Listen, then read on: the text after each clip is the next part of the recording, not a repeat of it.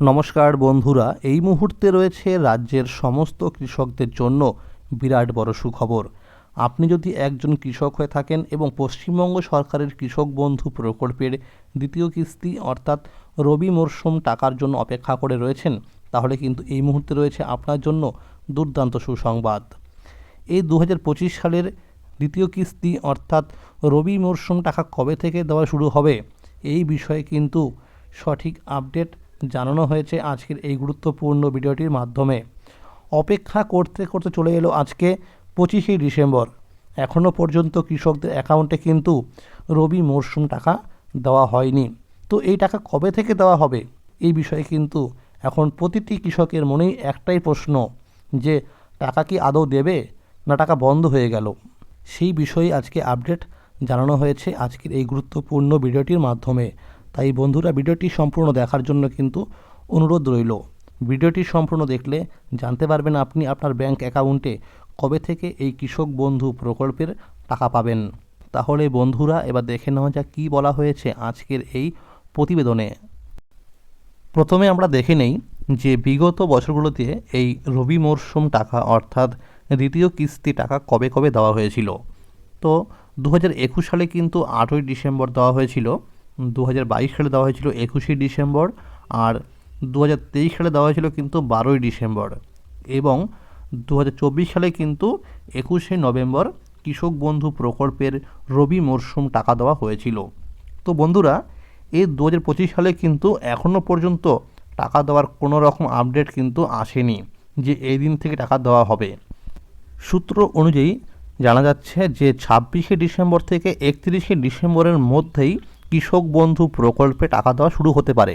তো বন্ধুরা, এটা কিন্তু আমরা সম্ভাবনা আপডেট পেয়েছি যে দেওয়া হতে পারে, কিন্তু অফিসিয়াল ওয়েবসাইটে বা কোনো রকম কিন্তু ফাইনাল তারিখ এখনও পর্যন্ত জানা যায়নি।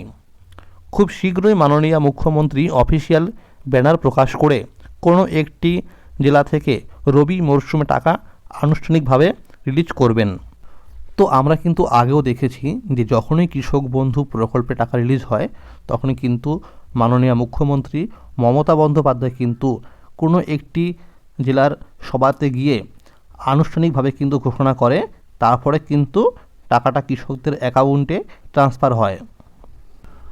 প্রাথমিকভাবে যেসব জেলায় আগে টাকা পৌঁছাতে পারে সেগুলির মধ্যে রয়েছে নদিয়া, মালদা, কোচবিহার, হাওড়া, পূর্ব ও পশ্চিম বর্ধমান, পূর্ব ও পশ্চিম মেদিনীপুর, উত্তর ও দক্ষিণ 24 পরগনা, পুরুলিয়া, বাঁকুড়া, বীরভূম, উত্তর ও দক্ষিণ দিনাজপুর। এরপরে বলা হয়েছে যাদের স্ট্যাটাসে ডিলিট ফার্মার দেখাচ্ছে বা কেবিআইডি নম্বর দেখা যাচ্ছে না, তাদের দ্রুত প্রয়োজনীয় নথিপত্র নিয়ে নিকটবর্তী কৃষি অফিসে যোগাযোগ করতে বলা হয়েছে। তো বন্ধুরা, আপনারা কিন্তু অবশ্যই কৃষক বন্ধু প্রকল্পের যে অফিসিয়াল ওয়েবসাইট রয়েছে সেখানে গিয়ে কিন্তু আপনার স্ট্যাটাসটি চেক করে দেখে নিন যে সেখানে কেবিআইডি নম্বর, আধার কার্ডের নম্বর এবং ট্রানজ্যাকশান স্ট্যাটাসের ঘরে অ্যাকাউন্ট ভ্যালিড রয়েছে কি না। মনে রাখবেন, যদি আধার কার্ডের নম্বর দেখা না যায় তাহলে কিন্তু আপনাকে কৃষি অফিসে গিয়ে আধার লিঙ্কের কাজ করাতে হবে। দেখুন, এখানে কিন্তু পরিষ্কারভাবে বলা হয়েছে যে যাদের স্ট্যাটাসে আধার নম্বর নেই তাদের অবশ্যই কৃষি অফিসে গিয়ে আধার লিঙ্কের কাজ করাতে হবে। আধার লিঙ্ক করা না থাকলে কৃষক বন্ধু প্রকল্পের টাকা পেতে সমস্যা হবে। এছাড়াও যেসব কৃষক নতুন জমি কিনেছেন এবং জমির পরিমাণ বৃদ্ধির ফর্ম আগে থেকেই কৃষি অফিসে জমা দিয়েছেন, যদি স্ট্যাটাসে এই মুহূর্তে নতুন জমির তথ্য আপডেট হয়ে থাকে তাহলে অতিরিক্ত জমির জন্য বাড়তি টাকাও একই সঙ্গে দেওয়া হবে। সবশেষে সমস্ত কৃষকদের অনুরোধ করা হয়েছে নিজের ব্যাংক অ্যাকাউন্টে কেওয়াইসি আপডেট আছে কি না তা একবার ভালো করে চেক করে নাও। যদি কেওয়াইসি আপডেট না থাকে তাহলে সেটি সম্পূর্ণ করো। বন্ধুরা, এইবার প্রথম কিস্তি টাকা দেওয়ার সময় দেখা গেছে কিন্তু অনেক কৃষকদের ব্যাংক অ্যাকাউন্টের সাথে কেওয়াইসি আপডেট করা ছিল না, এই কারণে তারা কিন্তু টাকা পায়নি। তাই বন্ধুরা, আপনারা কিন্তু অবশ্যই ব্যাংকে গিয়ে চেক করে দেখে নেবেন যে আপনার ব্যাংকের অ্যাকাউন্টের সঙ্গে কেওয়াইসি আপডেট রয়েছে কি না। যদি না থাকে তাহলে কেওয়াইসি আপডেট করে নেবেন।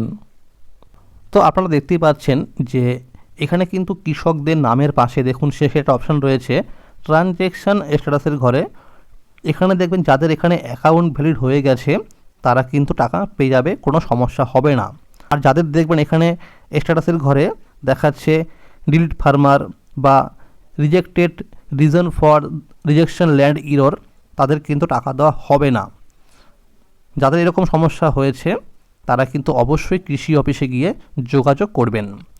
আর মনে রাখবেন, যদি এই স্ট্যাটাসের ঘরে অ্যাপ্রুভ না দেখায় তাহলে কিন্তু টাকা আপনি পাবেন না।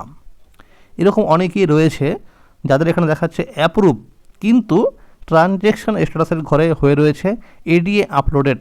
চিন্তা করবেন না, এখানে কিন্তু দেখবেন আস্তে আস্তে কিন্তু এডিএ আপলোডের পরে যে ধাপ রয়েছে ডিডিএ অ্যাপ্রুভ, তারপরে কিন্তু আসবে অ্যাকাউন্ট ভ্যালিড। আর স্ট্যাটাস চেক করার সময় দেখবেন যে আধার কার্ডের নম্বর ঠিকঠাক রয়েছে কি না। যদি সেখানে কোনো রকম আধার কার্ডের নম্বর না দেখা যায় তাহলে কিন্তু আপনাকে কৃষি অফিসে গিয়ে আধার লিঙ্কের কাজ করাতে হবে। তাহলে বন্ধুরা, আজকের আপডেট এই পর্যন্তই।